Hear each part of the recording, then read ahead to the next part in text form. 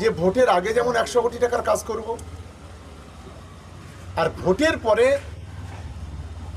নজির সৃষ্টি করব ওখানে উন্নয়নের রাস্তাঘাট। প্রথম কথা এইটুকু বলি, রাজনৈতিকভাবে শওকত মোল্লাকে জিজ্ঞাসা করতে হবে, পশ্চিমবঙ্গে 294টা বিধায়ক, আপনি দুবারের বিধায়ক, এর আগে 50 কোটি টাকার কাজ করতে পেরেছিলেন? 100 কোটি বলছে, আমি তার হাফ বলছি। আপনি 50 কোটি টাকা একসঙ্গে চোখে দেখেছেন না একসঙ্গে কাজ করেছেন? মানুষের মেরে মুড়ে অনেক টাকার মালিক হয়েছেন, সেই কথাটা ভেসে আসছে মুখ থেকে। 100 কোটি টাকার চর বিক্রি করে অনেক লাভ করেছে, নদীর চর ভরাট করে, হ্যাঁ, তারপর বিভিন্নভাবে অবৈধভাবে সব করেছে। রাস্তায় 10 ইঞ্চি মাল দেওয়ার কথা, সেখানে 5 ইঞ্চি দিয়ে নিজের ভাইকে দিয়ে টেন্ডার করিয়ে সেই টাকাগুলো হিস্সা ভাগ পেয়েছে। সেই কথাটাই মাথায় চলে আসছে, তাই বলছে 100 কোটি টাকার কাজ করব। তাহলে পশ্চিমবঙ্গে যদি শওকত মোল্লা 100 কোটি টাকার কাজ করতে পারতো, তাহলে আগের বারে করতে পারেনি কেন? নিজের বিধানসভা করতে পারেনি কেন? তাহলে সারা পশ্চিমবঙ্গে 294টা আর বিধায়কগুলো করতে পারলেন কেন? মুখ্যমন্ত্রী নিজের বিধানসভা করতে পেরেছে? জিজ্ঞাসা করুন তো। তার যে আইনমন্ত্রী, পঞ্চায়েত মন্ত্রী, তারা করতে পেরেছে? তার যে স্বাস্থ্যমন্ত্রী, শিক্ষামন্ত্রী, অন্য মন্ত্রীরা করতে পেরেছে? ওরা মন্ত্রী পারেনি। তার অন্যান্য যে সমস্ত সাংসদ, জয়নগর লোকসভা কেন্দ্রের যে সাংসদ, সে 100 কোটি টাকার কাজ করতে পেরেছে? যদি করতে পারে, তাহলে দক্ষিণ চব্বিশ প্রত্যেকটা রাস্তাঘাটে এত বেহাল অবস্থা কেন? যেরকম পক্সো হলে হোঁচট খায়, দক্ষিণ 24 পরগনায় একটা রাস্তাঘাটের গ্রামের অবস্থা দেখুন, হসপিটালগুলোর অবস্থা দেখুন, হাজার হাজার মানুষকে লাইন দিয়ে তারা সারাদিন গিয়ে ওই দুটো সর্দি জ্বর কাশির ট্যাবলেট ছাড়া আর পাচ্ছে না। কেন? তাদের 5টা ওষুধ হলে 2টো ওষুধ হসপিটাল থেকে, 3টে ওষুধ লিখে দিচ্ছে বাইরে থেকে। একটা গরিব মানুষ 500 টাকা মজুরি খেটে তার নিজের সংসার চলে না, তাহলে ছেলে মেয়ে চিকিৎসা করাবে কী করে, আর ভালো স্কুলে পড়াশোনা করে কী করে? 100 কোটি টাকার কাজ করার যদি ক্ষমতা থাকে, তাহলে ডিএ দিতে পারছে না কেন? 100 কোটি টাকার যদি কাজ করার ক্ষমতা থাকে, তাহলে একের পর এক প্রাইমারি স্কুল বন্ধ হয়ে যাচ্ছে কেন? 100 কোটি টাকার যদি কাজ করা থাকে, তাহলে বহু গরিব মানুষের বারবার তাদের সার্ভে করার পরে আজও সেই গরিব মানুষগুলো ইন্দিরা আবাস, গীতাঞ্জলি ঘর থেকে বঞ্চিত হয়েছে কেন? বলতে পারবে? আজ বিধবা ভাতা, প্রতিবন্ধী সহ অন্যান্য মানুষরা বঞ্চিত হয়েছে কেন? ফলে এই নাটক, তার মুখের কথার সঙ্গে আর কাজের কোনোটা মিল নেই। বরং এটা বলতে পারে তার মুখ আর মুখোশ দুটো আলাদা। আমি বলতে চাই, শওকত মোল্লা একজন মুসলমান, মাওলানা সিদ্দিকুল্লাহ চৌধুরী একজন মুসলমান, ববি হাকিম একজন মুসলমান, যতগুলো মুসলিম প্রতিনিধি আছে না তৃণমূলে, তাদের দ্বারাই কত মুসলমান উপকৃত হয়েছে বলে তো হিন্দু দলিত আদিবাসীদের উপকার করবে পরে। আজকে যদি বলা যায়, তাদের দপ্তর থেকে কটা মুসলমান চাকরি পেয়েছে, কজন বেকার সমস্যার সমাধান হয়েছে। মানুষ বহুমুখী রোজগারের জন্য বহু প্রজেক্ট তৈরি করা যায়, যেমন কৃষি বহু ফসলে তাদের উপার্জন করা যায়, কৃষি লোন দিয়ে, তাদের ট্রেনিং দিয়ে, সার, বীজ, ধান, সবজি সমস্ত বীজ দিয়ে অনেক কিছু করানো যায়। কিন্তু কোন কোন এলাকায় সেই সার্ভে করে কটা কৃষি উন্নয়ন গড়ে তুলতে পেরেছে দেখা, চাষের, সে তো একটা গ্রামের ছেলে, পারলো না। নাম্বার 1। নাম্বার 2, মৎস্য এলাকায় যদি একটা মানুষের পুকুর কাটার লোন দিয়ে বা মৎস্য চাষির ট্রেনিং দিয়ে তাকে একটা ভালো প্রজেক্ট করে মাছের ব্যবসা করে একটা ভালো টাকা রোজগার করানো যায়, সেই কজনকে করেছে বেনিফিশিয়ারি, সেই জায়গা থেকে করতে পারিনি, আজকে ছেড়ে দিলাম এটা। আবার যদি বলা যায় ক্ষুদ্র শিল্প, কুটির শিল্প, কুটির শিল্প বলতে কি, 10টা, 20টা, 50টা করে প্রত্যেকটা এলাকা করে একটা করে ক্যাম্প হবে, মেশিন থাকবে, সেখানে বিনা পয়সায় সেলাই, ফুল তৈরি করা, দর্জির কাজ, জুতোর কাজ, প্লাস্টিকের, চামড়ার ব্যাগের কাজ, বিভিন্ন ইত্যাদি কাজ, হ্যাঁ, ধূপকাঠি তৈরি করা, প্যাকিং করা, বিভিন্ন রকম খাবার টাবার তৈরি করা ইত্যাদি অনেক রকম প্রজেক্ট আছে। সেই প্রজেক্ট থেকে কত বেকার সমস্যার সমাধান হয়েছে? একটাও হয়নি। ফলে পশ্চিমবঙ্গে পরপর বেকার হয়েছে। তাই আজ সেই মানুষগুলো তাদের অন্ন জোগাড় করতে গিয়ে বিভিন্ন রাজ্যে গিয়ে তাদের প্রাণ হারাতে হচ্ছে। আজকে পশ্চিমবঙ্গের মানুষ উড়িষ্যা গিয়ে মার খাচ্ছে, আর এখানে 100 কোটি টাকার গল্প শোনাচ্ছে। নিজের এলাকার রাস্তাঘাটের দুর্দশা সাধারণ মানুষ অভিযোগ করছে যে নিজের এলাকার রাস্তাঘাট সোজা করতে পারছে না, পাশের বিধানসভায় গিয়ে কিভাবে কাজ করে, কি বলবো? শওকত মোল্লা নিজের বিধানসভার এলাকার, শওকত মোল্লা নিজের বিধানসভার এলাকার যদি 3 লক্ষ মানুষ থাকে, তো 2 লক্ষ মানুষ বাইরে যেতে হয় রোজগার করতে। যদি তার 100 কোটি টাকার কাজ করার ক্ষমতা থাকতো, তাহলে নিজের এলাকার মানুষ চাকর বাকর, লেবার মজদুরি করার জন্য নিজের জেলা ছেড়ে, রাজ্য ছেড়ে বিভিন্ন রাজ্যে চলে যেত না। ফলে প্রথম আগে নিজের বিধানসভার মানুষ, যাদের ভোট নিয়ে বলছে আমি ক্ষমতায় এসেছি, সেই মানুষের নিত্য প্রয়োজনীয় জীবনযাপনের জন্য, সুখ শান্তির জন্য একটু ভাবুক, সেগুলো আগে করে দেখাক, তারপর অন্য বিধানসভায় গাল গল্প দেবে পরের কথা। ফলে একটাই জিনিস আছে, যে মুসলমানকে দিয়ে মুসলমানকে মারার জন্য পরিকল্পিতভাবে ভাঙড়কে শেষ। আমার বলা বক্তব্য, 77টা বিজেপির এমএলএ আছে, 18টা 16টা বিজেপির এমপি আছে, সেটা নিয়ে ওদের মাথা ব্যথা নেই। কিন্তু একটাই বিধানসভার মুসলিম জনমুখ, প্রতিবাদী মুখ, তরুণ তুর্কি বিধায়ক এবং উচ্চশিক্ষিত নর্মাল ভদ্র মানুষ, তার নামে যে সমস্ত বাজে বাজে ভাষাগুলো তার বারবার বলছে, যেটা নওশাদ বলতে পারছে না। নওশাদ সিদ্দিকী সংযুক্ত মোর্চার একমাত্র এমএলএ, তাহলে তার এলাকায় কেন একটা থানা ভেঙে 11টা থানা হলো? কেন ক্যানিং পূর্ব এবং ভাঙড় মিলে 34,000 মানুষের মিথ্যা মামলা হলো? জবাব দিতে পারবে? পশ্চিমবঙ্গে 294টা বিধানসভার অন্য বিধানসভা সেগুলো নেই কেন? তার কোনো উত্তর নেই, তার কোনো জবাব নেই এদের কাছে, সেই সব জবাব তারা দিতে পারবে না। ফলে ওদের এই দ্বিচারিতা মানুষ বুঝেছে, 2026-এর কথা মাথায় রেখে তারা পাগল হয়ে গেছে। হ্যাঁ, কারণ এই মুহূর্তে পশ্চিমবঙ্গে প্রধান মুখ হিসাবে উঠে এসেছে নওশাদ সিদ্দিকী, এটা বলার অবকাশ নেই। এখন অন্যান্য যে সমস্ত দলগুলো আছে, CPM, Congress, SOCI, MIM, SDPI, welfare party, আরও বিভিন্ন দল, ফলে তারা এখন বুঝেছে সমস্ত দলের মধ্যে মানুষের মধ্যে একটা গ্রামে দেখছি আমরা লক্ষ্য করে যদি 1000 ভোটার থাকে তো 700 ভোটার নওশাদ নওশাদ করে পাগল। ফলে এই যে মানুষের মধ্যে একটা বাতাবরণ তৈরি হয়েছে, যেমন আয়লা, লায়লা, বুলবুলি, আমফান, ঝড় আছে, সেই ঝড় কালো মেঘ হলে মানুষ ভয় পায় যে বৃষ্টি হবে বৃষ্টি হবে, ভয়তে পালাচ্ছে। ফলে এখন বাংলার মানুষের মধ্যে সেই কালো মেঘ তৈরি হয়ে গেছে, একটা সুন্দর বাতাবরণ তৈরি হয়ে গেছে।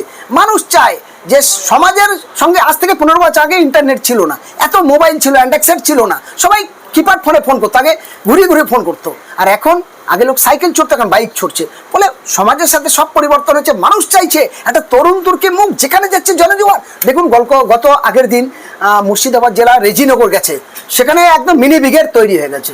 কে কোন দল করে দেখেন, দল বেঁধে এসেছে তার কথা শুনতে, আবেগ শুনতে। দেখুন আজকে যদি বলি, আমি আইএসএফ করি না ভাই, পরিষ্কার কথা।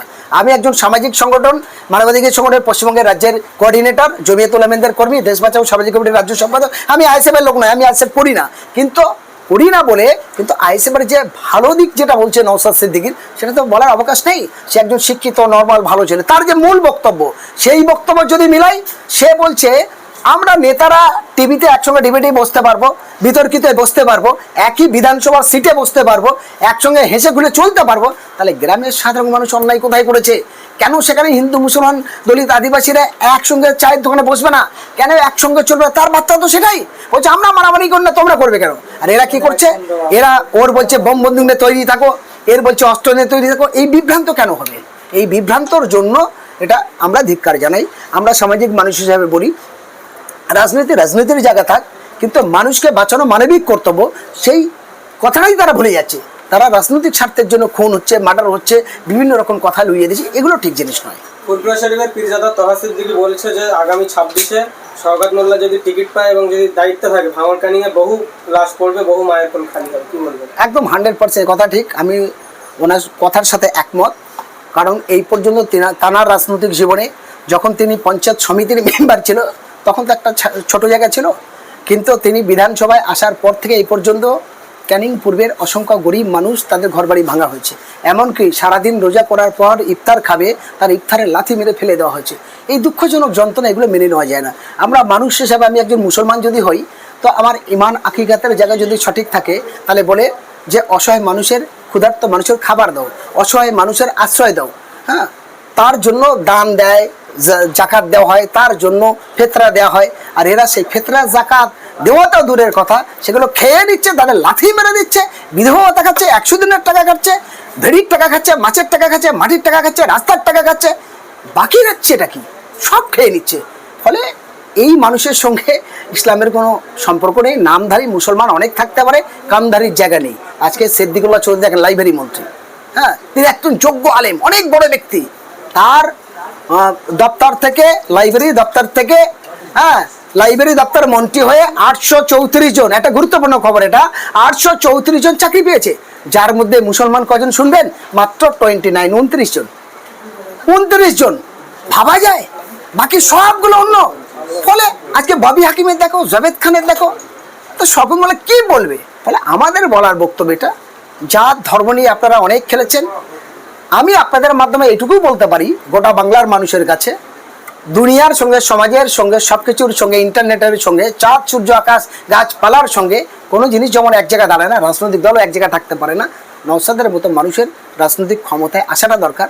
বাংলার মানুষ যদি বাংলার শান্তি সংহতি চায়, ভালোটা চায়, তাহলে নওশাদের পাশে সবার থাকা দরকার। ইভেন আমিও মানবাধিকার সংগঠন করলেও আমরাও মন প্রাণেও চাই এমন একটা স্বচ্ছ মানুষ আসুক, যে রাজনৈতিক হিংসা বন্ধ করবে, যে ধর্মীয় হিংসা বন্ধ করবে, যে খুনোখুনি বন্ধ করবে। তিনি বলেছেন বোম নয়, বন্দুক নয়, কলম তুলে দাও, শিক্ষার আলো ফুটাও। আর এরা বলছে ক্ষমতা পাওয়ার জন্য খুন করো, মার্ডার করো, বুথ দখল করো, বোম বন্দুকস্ত্র যা লাগে, যত টাকা লাগে আমরা দেবো, মানে এই দুটো জিনিস এক নয়। তাই সমাজের শান্তির প্রতিষ্ঠিত করার জন্য অবশ্যই পরিবর্তন দরকার। একজন বিধায়ক তিনি যে কাজটা করেছেন গোটা বাংলার 11 কোটি মানুষের চোখ খুলিয়ে দিয়েছে। কারণ তিনি বাংলার 11 কোটি মানুষের চোখ খুলিয়েছে। আরও বিধানসভার বিরোধী দল নেতা আছে শুভেন্দু অধিকারী, বলছে ঠ্যাং আকাশে ঝুলিয়ে দেবো, মুন্ডু নিচে দিয়ে ছাল ছাড়িয়ে দেবো, এই জিহাদির বাচ্চারা, এই অমুক তুমুক, সে লড়িয়ে দিচ্ছে। নওশাদ সিদ্দিকী বলছে না, আমরা মানুষ, আমরা সবাই সমান, আমাদের মধ্যে বিভেদকারীদের রুখে দিন।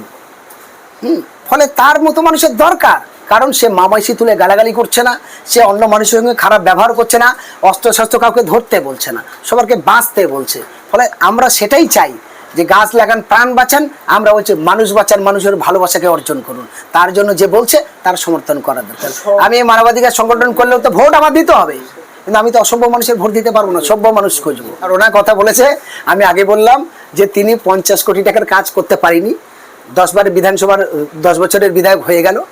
তার বিধানসভার এই 15 বছর, এইটা নিয়ে 3টে ইলেকশন হচ্ছে, 3টে ইলেকশনে তার বিধানসভার একটাও বিধায়কও করতে পারিনি 50 কোটি টাকার কাজ। ফলে এটা গল্প, তার গল্পের সাথে মিল হবে না। কারণ তাদের অনেক এমপি আছে, এলাকার পঞ্চায়েতের কাজ বিধায়কেরও কাজ, বিধায়কের কাজ নয় কাজ। কিন্তু বিধায়ক তো ডাইরেক্ট নওশাদ সিদ্দিক গিয়ে কোনো হালচল সব কাজ করবে না। কাজ সরকারি নিয়ম অনুযায়ী বিধায়ক কোটার টাকা পঞ্চায়েত, জেলা পরিষদ, পঞ্চায়েত সমিতি সব ভাগ করে দেয়, পঞ্চায়েত থেকে সব লেভেলগুলো কাজ হয়। এবং বিধানসভার যে টাকা সেটাও জেলা পরিষদ একটা ডিএম অফিস থেকে সেকেন্ড টেন্ডার হয়ে এসে কাজ করে। বিধানসভায় ওই ভাঙড়ে বসে টেন্ডার হয়ে 10 কিলোমিটারের রাস্তা হবে না, এটা শওকত সাহেবও জানে এবং পশ্চিমবঙ্গে 294 বিধায়ক, মুখ্যমন্ত্রী সহ সবাই জানে। ফলে এটা গালগল্প দিয়ে মানুষকে বিভ্রান্ত তৈরি করা।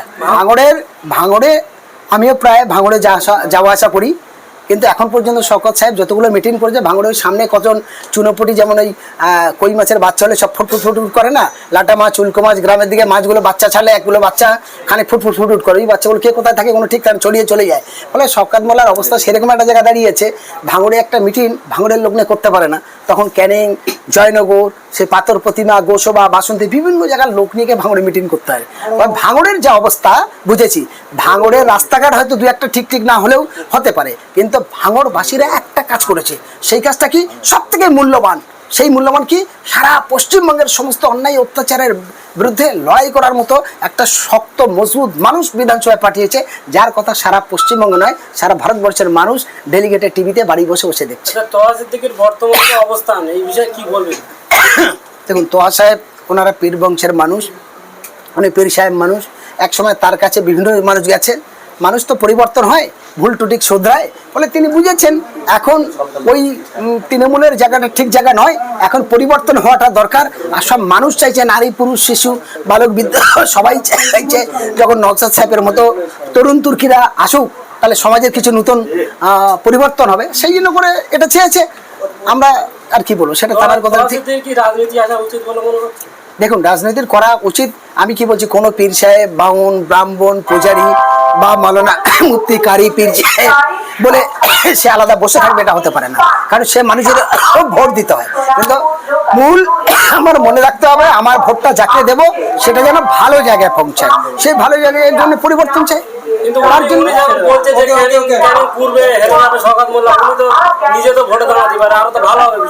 সেটা তার ব্যাপার, সেটা তো আমি বলতে পারবো না।